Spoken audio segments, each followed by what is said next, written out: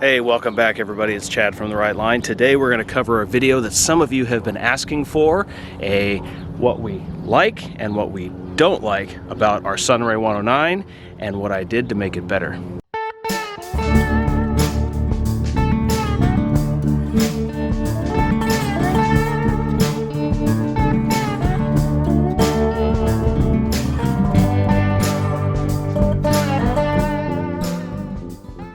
Now, before we get started, I just want to point out that this is not meant to be a bash the manufacturer or bash the dealer video. Instead, this is about showing you guys the things that I found about my camper that I didn't like and the upgrades that I made to make it better. And we're gonna start right down here at the tongue. All right, so from the factory, this is not how the tongue looked. In fact, there was only one propane tank, that one, and it was situated right there, and then there was a battery placed right there. The wiring was a complete mess. It was situated all down right through here, and it was just kind of looked like a rat's nest, and I don't know about you, but I really don't like a messy wiring situation, so we had to do something about it. But first, before we get to that, I want to talk about what's missing right there. Now, from the factory, there was a spare tire mounted right here. The problem is that on the mount that they have built here, their bolt pattern on the bracket behind the wheel doesn't even match the bolt pattern of the wheel itself. I mean, what a cluster. And the problem that I was having was the tire mount was very loose, and it was just a kind of a crappy design. There was a bolt right there and a pin right there, and I guess the idea was you could pull that pin out and you could take that spare tire and drop it down to the ground. The problem there was that the spare tire of the camper was making contact with a spare tire of the Jeep right here, so on a sharp right turn, that just wasn't going to do. Now, before I get to where we finally moved the spare tire, I want to talk a little bit about the front of this camper, the tongue, and what its rated tongue weight is. Now, the thing that really killed my tongue weight was adding that second propane tank. And in hindsight now, I'm probably not going to consistently use a second propane tank. I did get an automatic regulator right there, but I'm probably going to switch back to a single tank, which will lower the tongue weight down to well below 200 pounds. Now, the manufacturer advertises the tongue weight of this camper at 160 pounds for the off-road version. Now, apparently, or what I was led to believe, was that 160 pounds included a 70-ish pound spare tire over there, a propane tank sitting right here, and a battery right there. Even with a second propane tank, no battery, and no spare tire, the tongue weight on this camper is still 206 pounds. So that sort of led to the next series of upgrades, which was to lessen the tongue weight here. The Jeep only has a 200-pound tongue weight capacity, so we had to lighten it up. Hence the need to relocate just a few things. And this was the next thing. This was the move for the spare tire. Now, initially when I moved it, I made a bracket and I hung it from right up there, and it just kind of sat right here on the side of the camper. But after seeing it there for about 5 minutes, I wasn't happy with it. There was no way to stabilize it from coming in and touching the camper, and I didn't like the forces that it put up here on this bracket. So we took it off and went to phase 3. And here you have it, phase 3. This is where we move the spare tire to this back corner. Now, moving it back here, I can still see it in the rearview mirror. So in a way, it's kind of like a curb feeler, but is significantly stronger back where I put it here. All right, so this is what we did to make this more sturdy. We added this 1.5 by 1.5 inch square tubing brace between the two frame rails there, and then added this piece of receiver tubing, which goes all the way out here to the frame, where it's attached to the frame with some angle iron, and then it comes up to the mount and to the spare. I did move this quick disconnect to here from the side of the camper over there, and as of right now I don't have anything that I can plug in to use right there, but that may change. So next upgrade that we talked about was that I want to talk about is moving that battery. Now the battery was situated right underneath here. There's two crossbars underneath these tanks, and embarrassingly, it was actually screwed to those cross braces through a plastic box, which if you drive anything off-road for a while, you're going to realize that the vibrations are going to just rattle the hell out of that. So I had to move it. This was a great opportunity, again, to take some more tongue weight off of the camper. So we relocated the relocated the battery right in here. Now,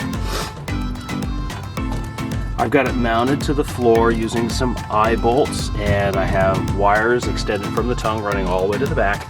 It's securely fastened down with a strap, and so far I really dig it back here. And it did knock a significant amount of weight off of the tongue, which is really nice.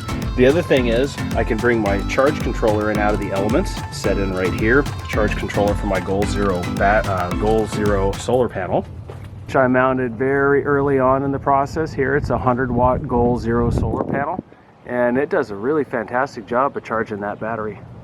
Now I can hear what some of you are saying about putting this battery back here, that it is a wet cell battery and that there could be some fumes. And so I took care of that problem by putting this metal vent here in this back door. Now, whether it's going to be a real problem, I don't know, but I just figured there's no harm in doing that. Now the goal is to replace this battery with an AGM battery, which is going to be preferable. And that'll happen at some point when this battery dies. Back here in the galley, we didn't like the microwave. I've never used a microwave camping. I never foresee using a microwave camping. So we took the microwave out, and now we're using that as a pantry right in there. Just got a Keurig and some other things. It's kind of messy right now, but that's going to be what that space is used for. While we're in the back, I'll show you this backup light that I installed on the back of the camper. Now it's actually controlled by a key fob, so if I'm backing into someplace at night, I can turn that on and it lights up the area. Communications, folks, you're gonna like this. This is my MXT 400 GRMS radio from Midland Radio, and I had this radio mounted in the Jeep, but you know, in the Jeep space is limited, so I put back a smaller radio and then mounted the MXT 400 in here. That's a 40-watt radio, GMRS. It does require a license. So I can use that radio as sort of like a base station sort of communications thing out on the trail if I'm camping someplace. Really dig it back there, and it's going to be a really nice upgrade. If you do, or you are interested in Midland, look at the links in the description below. I have some Amazon affiliate codes for MXT 400 and 275. Check those out. All right, also while we're back here, when I first bought the camper, the galley lid here was just a little bit too low. Thankfully, it was easily adjustable. I'm 6 foot tall and I didn't want to bang my head on it. So I moved the attachment points from the middle to the top hole, and now there's plenty of room right here. I can walk underneath here without any trouble. The very first thing I noticed when we took this camper home was where the license plate was mounted. It was actually mounted behind this tail light, and it hung down all the way down here. And off-road, I just knew that was going to be a problem, so relocated it to the fender. Actually took some pop rivets, pop riveted it down to the fender, added a light, which is legal. You have to have an illuminated license plate, and now it's up out of the way, and no concerns there. Okay, next, going on to the inside. My family and I planned on using this camper. Now, there's 3 of us and a dog, and 3 of us could probably fit on this bed without too much trouble. We'd just be awfully tight, but the dog wouldn't have any place to go. And I really wanted something cool inside, so my brother-in-law and I built this bunk bed. This bunk bed is not attached to the camper in any way. Actually, the bunk bed in place actually pushes these boards up against the wall, and then the weight of somebody being on top of it is actually holding it in place. It does slide out easily. And if nothing else, if it's just my son and I, we can use this area for storage, you know, suitcases and, you know, whatever else we want to put up there. The problem, of course, is that my son is getting taller and taller, and at some point, he ain't gonna fit on there anymore. Nope. So the nice thing about it is at least we can use it for storage, and for a little while, probably through this year, he'll be able to sleep up there a few times. Something else on the inside I'm not really a fan about, with the furnace works great, but this thermostat, it works pretty good as well. The only complaint I have is this lever. Now, when you push the lever all the way over to the right, it's off. You have to turn the furnace on by pushing it to the left, but the problem is, it's such a hard push that when I was first using it, I thought for sure I was going to break off this plastic lever. We'll see how it goes. I'm sure there's a replacement at some point, but just something else we've noticed that we weren't necessarily too keen on. The only other thing that we aren't a fan of is hidden under that mattress. What are you doing? Getting down. Okay, hidden underneath the mattresses is the bed that slides in and out, of course, but this plywood here, I don't think that's supposed to be like that. I have a really big problem with cheap and cutting quarters, and you know, although it's under the bed, it's sight unseen. You know, now I know it's in there. It's just crap. I would have liked to have seen something a little bit heavier in there, and I might change that in the future. Not really anything that I can say that is detrimental to the function of the camper, but you know, just to point that out. All right, we love everything else in the camper. It was really cozy when my son and I slept in it the very first time we took it out. All right, one of the things I never go without when I go camping is shade. So I added a Oz tent batwing 270-degree awning to the side of our camper, and the cool thing is the coverage that it provides. This thing is awesome, and I'm super happy to say that the walls arrived, and today is the first time we're going to put them on.